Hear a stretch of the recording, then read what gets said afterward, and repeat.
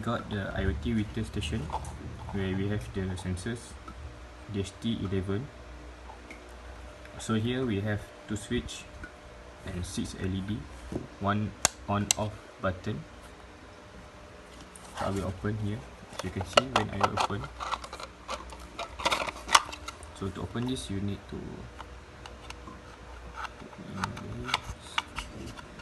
then put it out. So you can see, so it's become like this.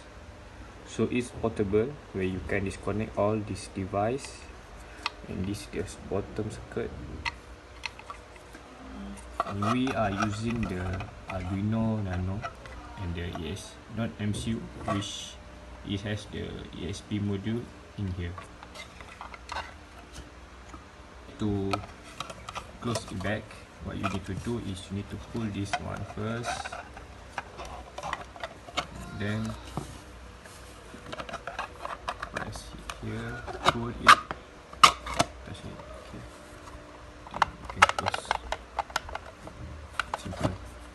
So we have here, we have the hole to connect the jack to upload the code, and over here he also have. So these 3 LEDs is connected to the Arduino Nano.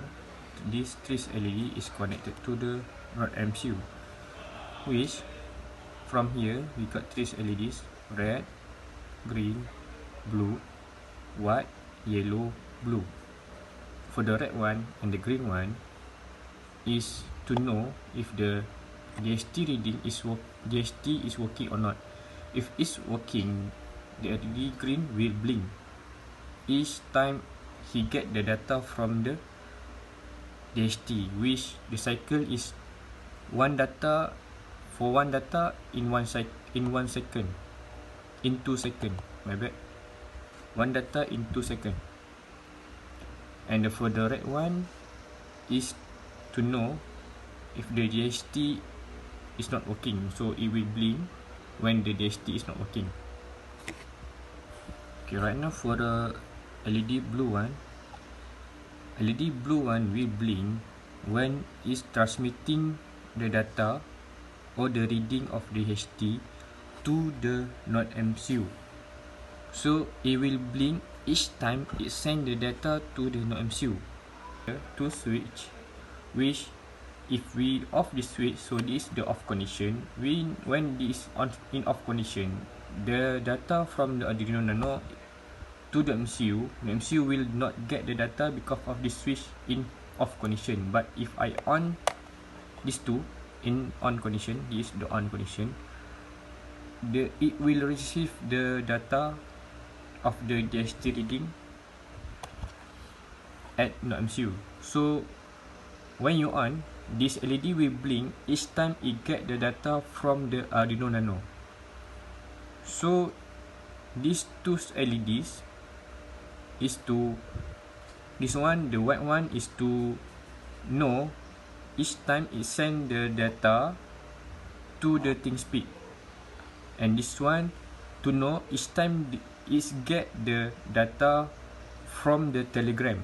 So when you send text to the Telegram, it will blink until it send back to the user. After it send back to user, it will off back. Okay, here we got the DC power supply, which is the output voltage is 5 volt, 2.5 ampere or 2500 milliampere, which is used to supply the current into the board. What you need to do is you need to plug, you see, positive and negative. So yeah, now you have to plug at AC on this one. So right now we are connected, so we need to on the switch. As you can see right now, these 2 LED will blink, which right now the LED green is blink, right? So it's getting the data from the DHT.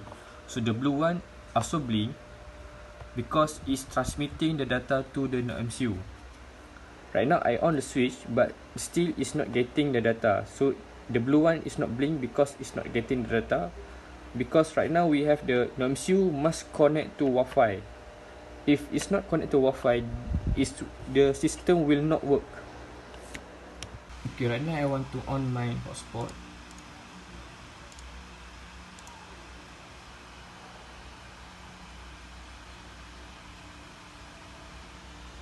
Okay, right now my hotspot is on.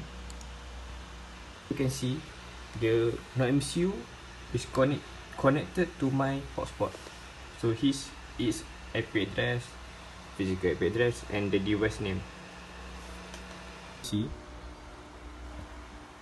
is this transmitting and the LED blue blink. See, when it's blink, which means is getting the data from the Arduino Nano.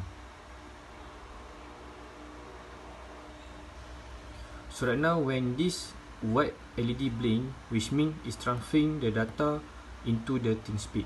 So you can see here we got the reading, the real-time reading of the temperature in ThinkSpeed.